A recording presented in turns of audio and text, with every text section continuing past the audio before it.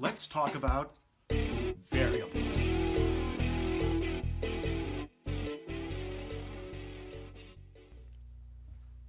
In math class, you use variables in formulas. For example, here is the Pythagorean theorem. The letters A, B, and C are placeholders to represent the lengths of the sides of a right triangle. Or, this is the equation for a line.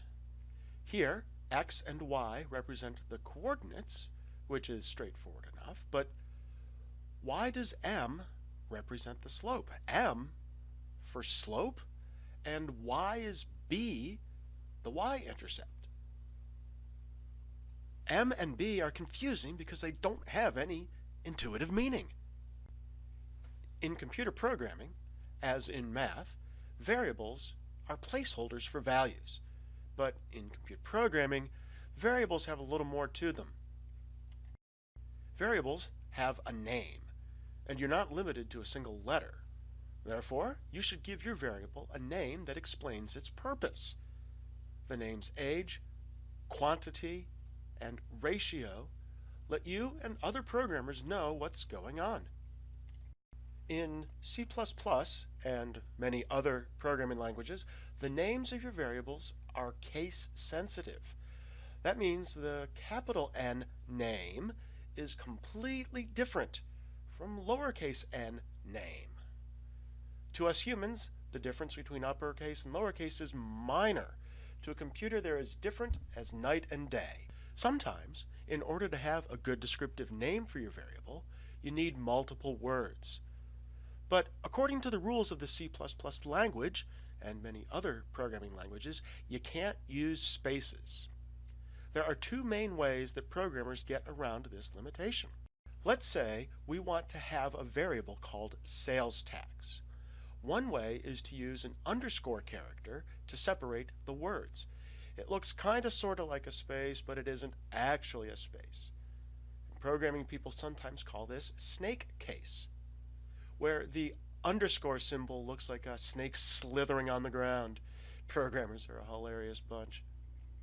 The other way to use multiple words is to capitalize the first letter of subsequent words, like this. Notice how all the letters are lowercase except the T in tax. The capital letter serves as a separator between the words. Programming people usually call this camel case because the uppercase letter is kind of sort of like a hump in a camel's back, and did I mention programmers are a hilarious bunch? Okay, so that's it for names. Variables also have a type. The computer needs to know what kind of information to store, and you, as the programmer, have to decide.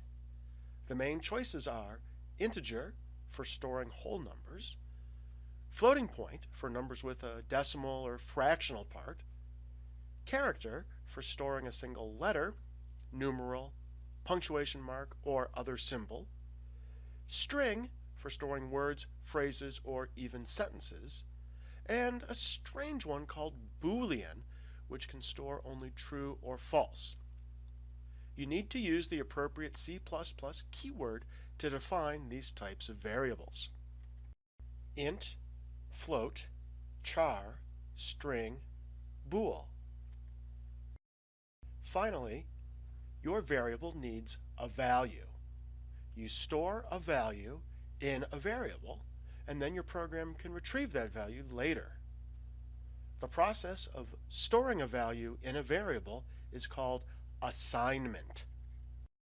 Take the value on the right-hand side of the equal sign and store it in the name on the left. Take 19 and store it in the variable called age. Take the character B and store it in the variable named choice. Take the quantity 19.95 and store it in the variable price. Variables are the foundation of most computer programming. Variables are everywhere.